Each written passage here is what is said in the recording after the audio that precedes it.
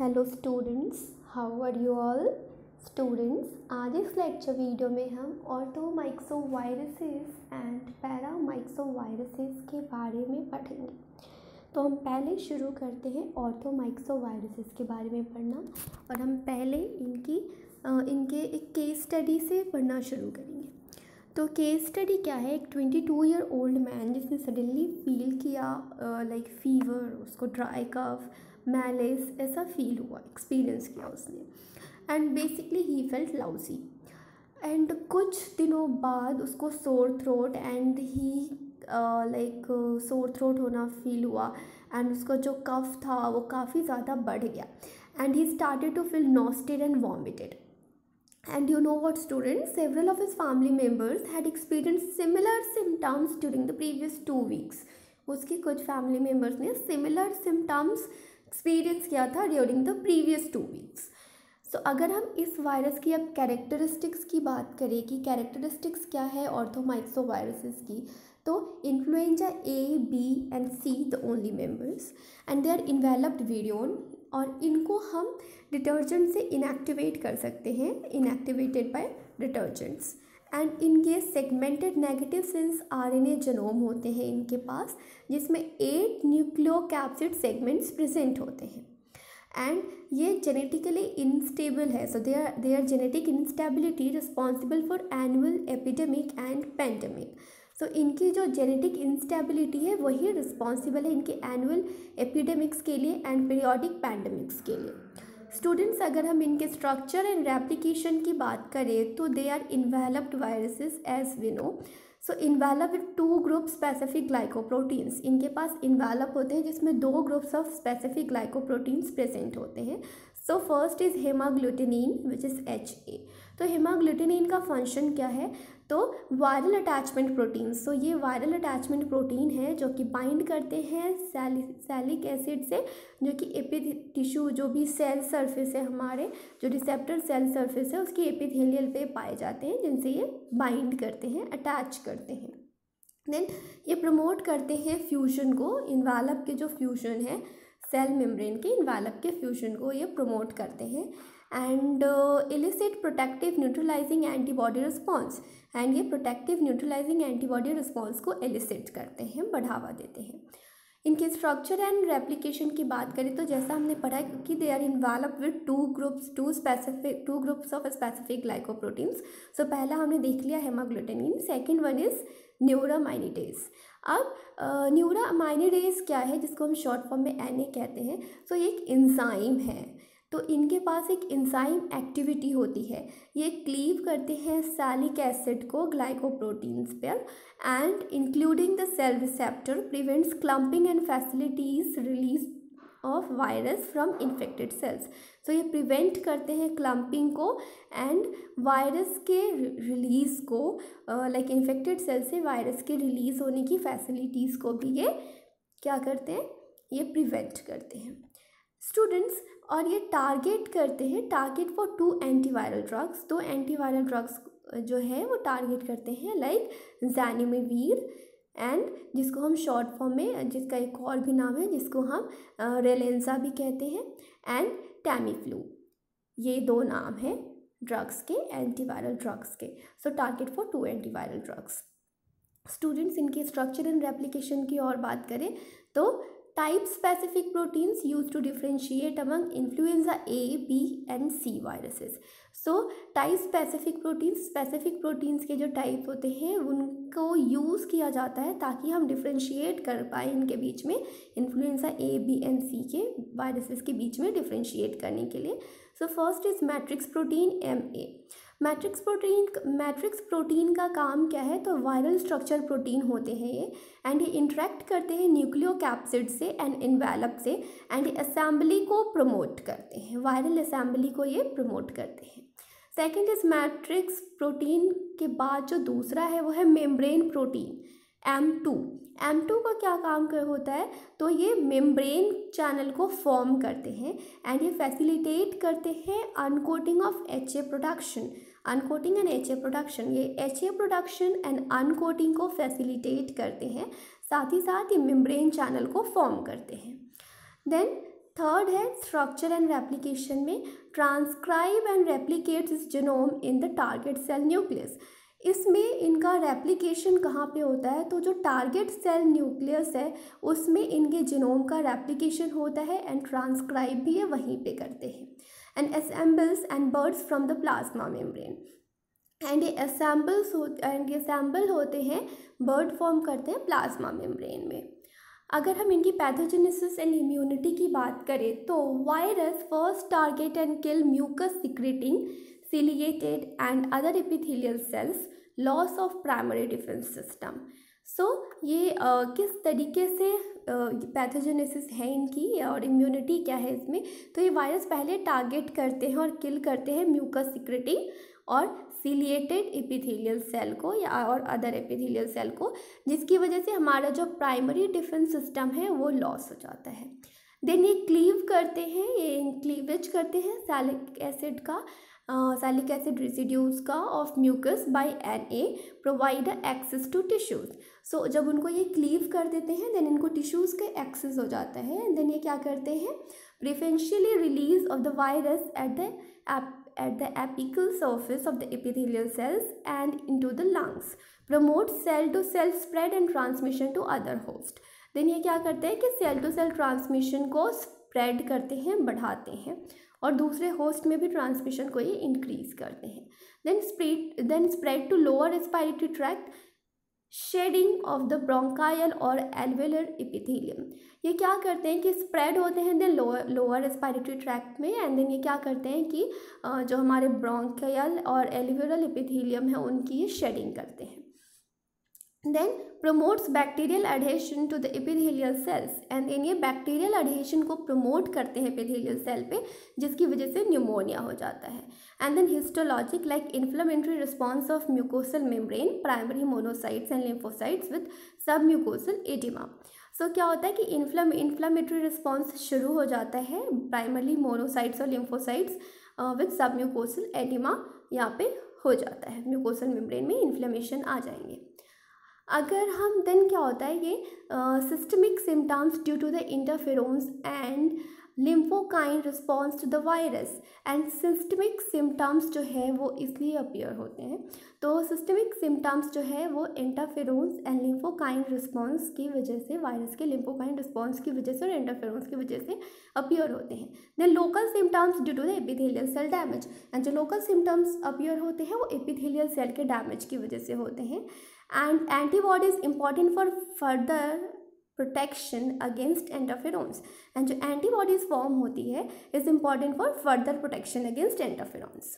तो हम देख सकते हैं ये इनकी पूरी साइकिल है कि ये किस तरीके से हमें इन्फेक्शन कॉज करते हैं या क्या होता है।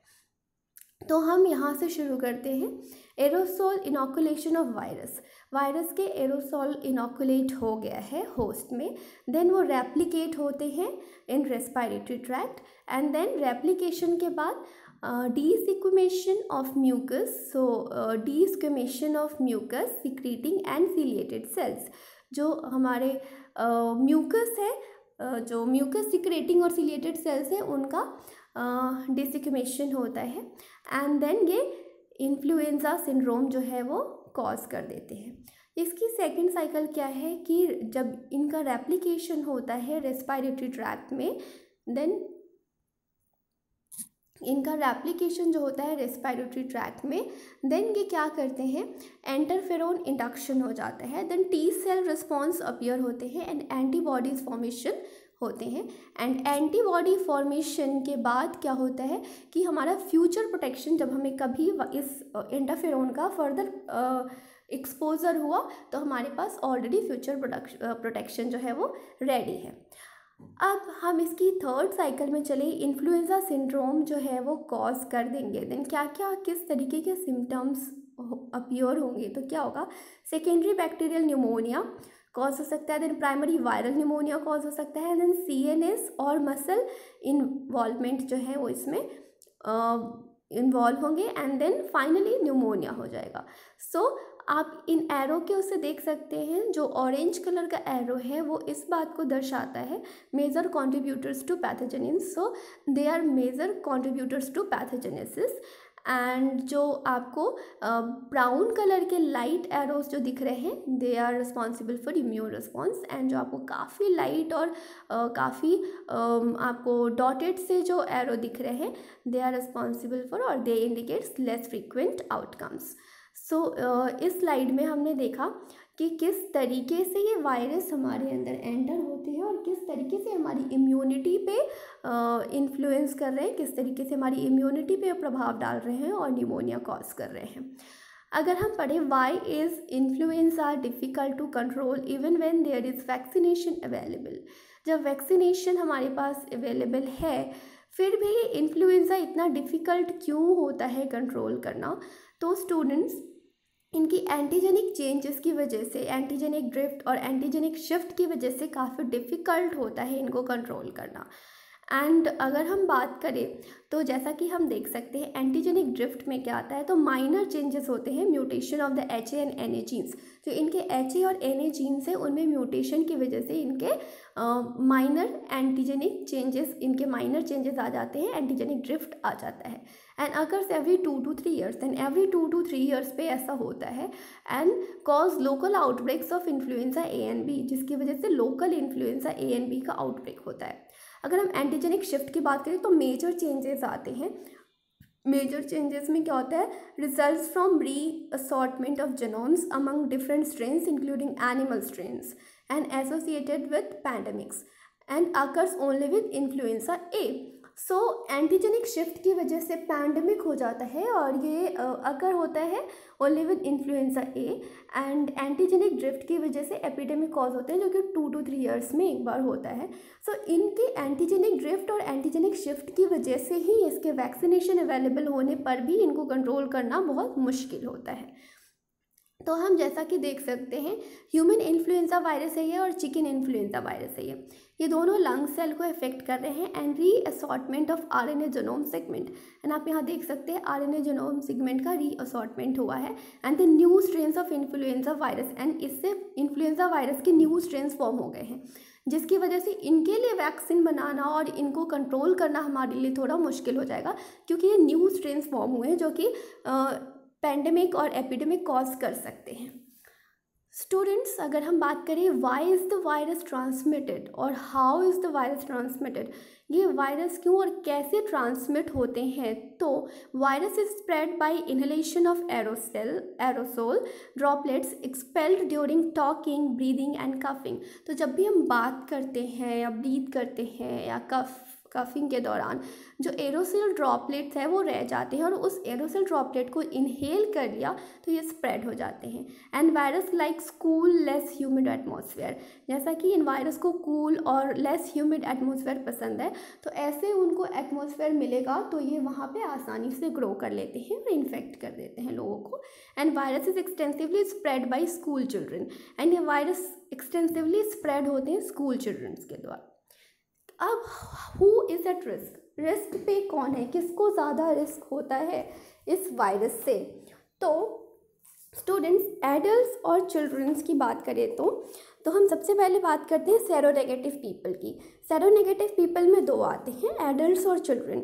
एडल्ट्स में क्या है, ये क्लासिक फ्लू सिंड्रोम कॉज करते हैं, एंड चिल्ड्रन में क्या करते हैं, ये asymptomatic to severe respiratory tract infection cause करते हैं। हाई रिस्क ग्रुप्स कौन कौन से हैं, तो जो एल्डर पीपल है वो हाई रिस्क ग्रुप में आते हैं, साथ ही साथ इम्यूनो कॉम्प्रोमाइज्ड पीपल और पीपल विद अंडरलाइंग कार्डियक और रेस्पिरेटरी प्रॉब्लम्स, ये सारे जो है वो हाई रिस्क ग्रुप्स हैं, इनको ज़्यादा रिस्क होता है इस इन्फेक्शन का। Now what are the clinical syndromes associated with the virus, what are the possible complications, so क्या क्या possible complications है जो कि इस वायरस से एसोसिएटेड है। तो first is acute infection in adults, adults में एक्यूट इन्फेक्शन एंड वो कौन कौन से सिम्टम्स कॉज करते हैं, so rapid onset of fever, sore throat and non productive कफ।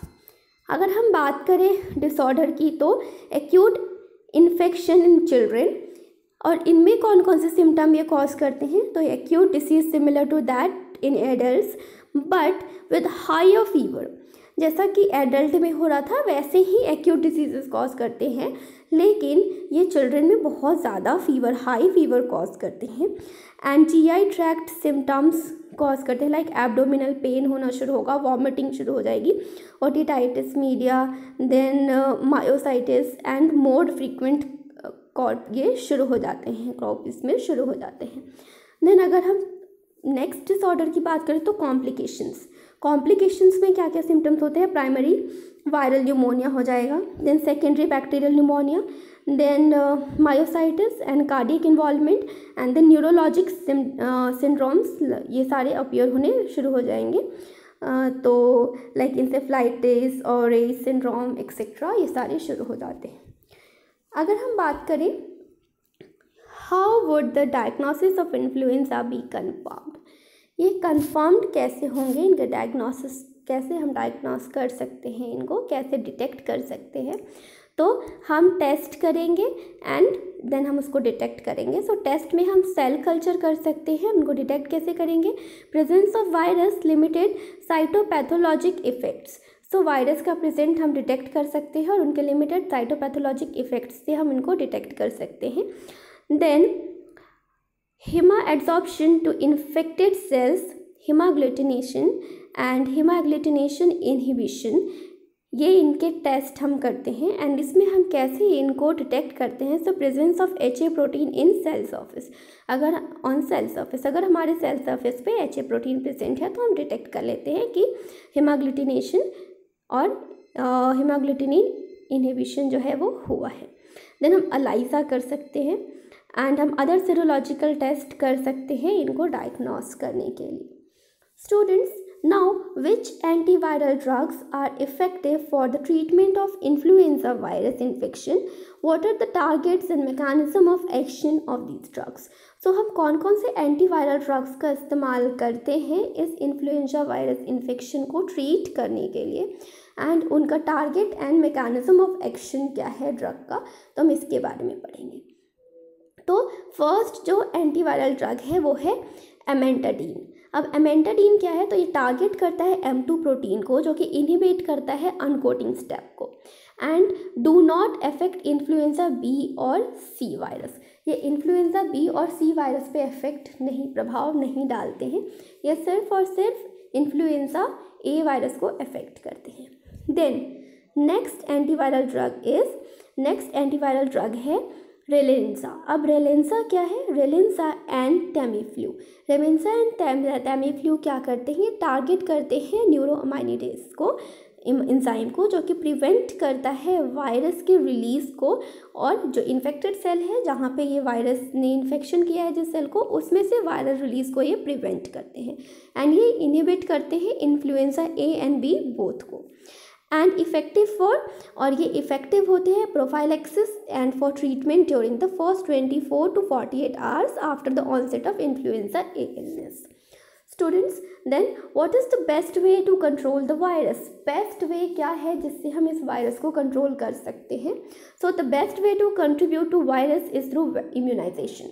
सो जो सबसे अच्छा तरीका है इस वायरस से बचाव का वो है इम्यूनाइजेशन। तो हम इम्यूनाइज कर सकते हैं, इम्यूनाइजेशन से हम इससे बच सकते हैं। सो क्या होता है? Killed vaccine representing the strains of the year, तो हम किल्ड वैक्सीन का इस्तेमाल कर सकते हैं इम्यूनाइजेशन के लिए। Killed whole virus vaccine and detergent treated virion preparation and HANNA containing detergent extracts of virus, इनका हम इस्तेमाल कर सकते हैं। Then vaccination routinely recommended for the elder and people with chronic pulmonary और हार्ट डिसीजेस।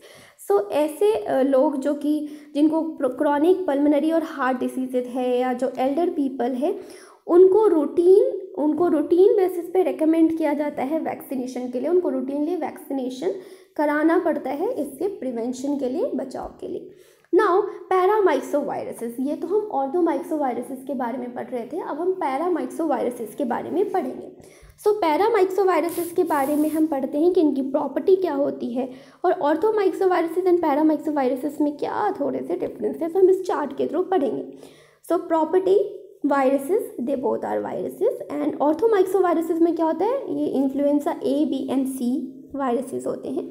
एंड पैरामाइक्सोवायरसेस में क्या है, measles, mumps, RSV and parainfluenza viruses होते हैं।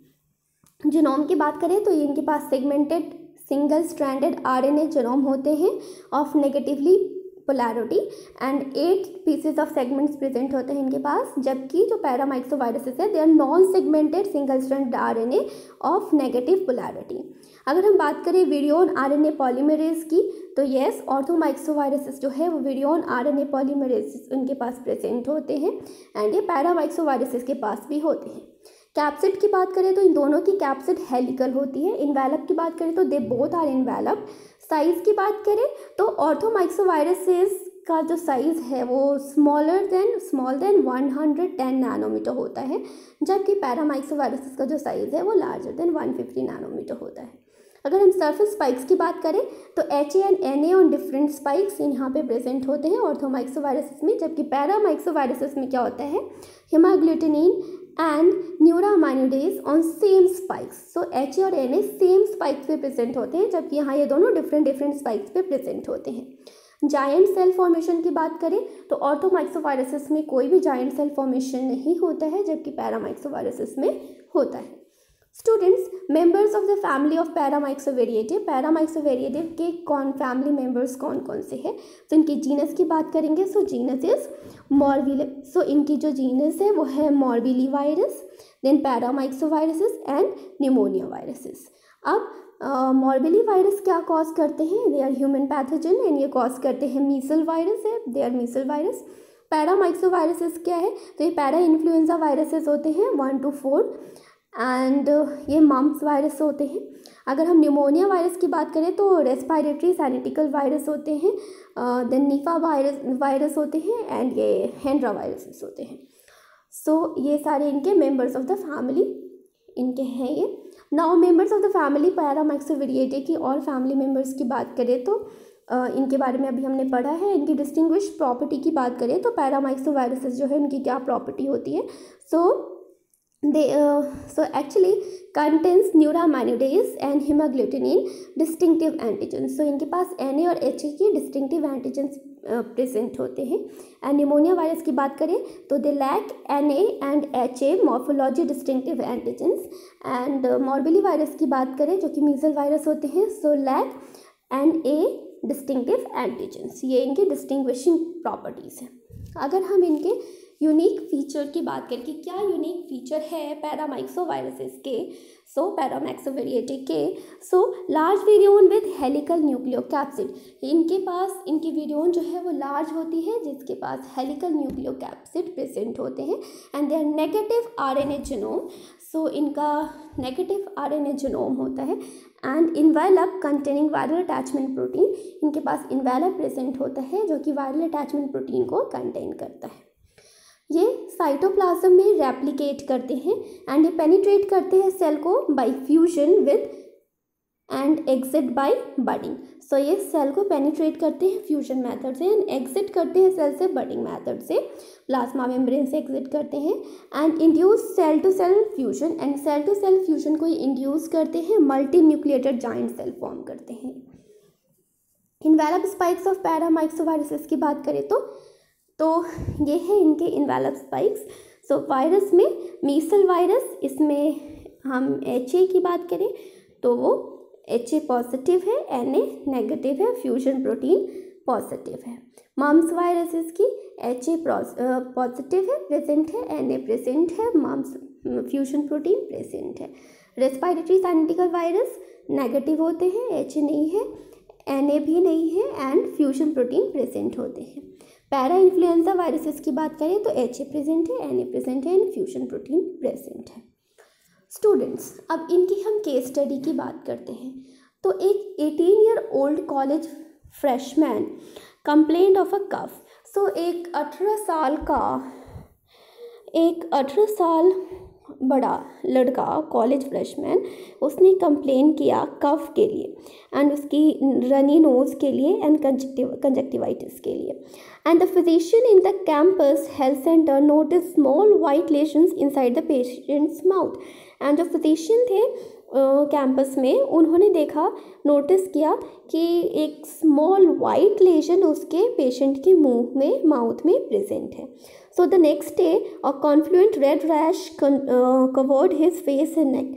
एंड दूसरे दिन क्या हुआ, एक कॉन्फ्लुएंट रेड रैश जो है उसने उसके पूरे फेस को और नेक को कवर किया. Now, how is the disease transmitted? What clinical characteristics of this case were diagnostic for measles? When was the patient contagious? So, ये आप देख सकते हैं, ये मीजल वायरस है, ये इनका H प्रोटीन है, ये इनका F प्रोटीन है. ये मीजल वायरस है स्टूडेंट्स. इनके ट्रांसमिशन की बात करें तो inhalation of large droplets aerosols, अगर हमने लार्ज ड्रॉपलेट्स एरोसोल्स को इनहेल कर लिया है तो ये ट्रांसमिट हो जाएंगे. इनके डिसीज़ मैकेनिज्म्स की बात करें तो ये एपिथेलियल सेल को इन्फेक्ट करते हैं, हमारे रेस्पिरेटरी ट्रैक्ट के एपिथेलियल सेल को ये इन्फेक्ट करते हैं एंड ये स्प्रेड होते हैं सिस्टमिकली. सो ये सिस्टमिकली स्प्रेड होते हैं हमारे लिम्फोसाइट्स में एंड बाई विरीमिया. सो ये हमारे लिम्फोसाइट्स एंड विरीमिया से सिस्टमिक स्प्रेड होते हैं एंड ये रेप्लिकेट होते हैं, replicate in cells of conjunctiva. So ये कंजक्टिवाइटे के केस में ये सेल्स में ये रेप्लिकेट होते हैं एंड रेस्पिरेटरी ट्रैक्ट में, लिम्फेटिक सिस्टम्स में, ब्लड वेसल्स एंड सीएनएस में ये रेप्लिकेट होते हैं. Now, characteristics rash caused by immune T cells targeted to measles infected endothelial cells lining small blood vessels. So ये देख सकते हैं इनका हम mechanism of spread and pathogenesis of measles के mechanism of spread and pathogenesis की हम ये एक साइकिल देख सकते हैं. अगर हमने इस वायरस को रेस्पिरेटरी ट्रैक्ट में वायरस के एरोसोल इनोकुलेट हो गए हैं एरोसोल, देन क्या होगा, local replication in the respiratory tract. तो इनका लोकल रेप्लिकेशन होगा हमारे रेस्पिरेटरी ट्रैक्ट में, देन ये लिम्फेटिक स्प्रेड हो जाएगा इनका, देन विरीमिया एंड विरीमिया से वाइड डिसेमिनेशन हो जाएगा इनका, and then conjunctiva, respiratory tract, urinary tract, small blood vessels, lymphatic system and CNS में इनका स्प्रेड हो जाएगा. Then virus infected cells plus immune T cells and then ये रैशेस कॉज कर देंगे and recovery, life long immunity. या rashes cause होने के बाद रिकवरी हो जाएगी तो लाइफ लॉन्ग इम्यूनिटी जो है वो बिल्डअप हो जाएगी. पोस्ट इन्फेक्शियस लाइक अगर हम बात करें पोस्ट इन्फेक्शियस इंसेफ्लाइटिस की तो immunopathological aetiology and then sub acute. So ये इनके हैं no resolution of acute infected due to the defective CMI, frequent fatal outcomes. So students, इनकी इंक्यूबेशन पीरियड की बात करें तो इनका इंक्यूबेशन पीरियड 7 to 13 डेज़ का होता है. एंड प्रोड्रोम की बात करें तो high fever +3 degree celsius +P most infectious होते हैं ये. And appearance of exanthem within 12 to 24 hours of the appearance of Koplik spots and rashes undergo brownie desquamation. So how can the infection be prevented? हम इस infection को prevent कैसे कर सकते हैं? So post exposure and pre exposure. Post exposure से क्या होगा, immune serum globulin given with 6 days of exposure, इससे हम इसको प्रिवेंट कर सकते हैं. देन प्री एक्सपोजर, इसमें क्या होता है, लाइव एटेन्यूएटेड वैक्सीन का हम यूज़ करते हैं, देन MMR. सो इससे हम इसको प्रिवेंट कर सकते हैं. Thank you so much students. I hope आपको अच्छा लगा होगा पढ़ के. Thank you.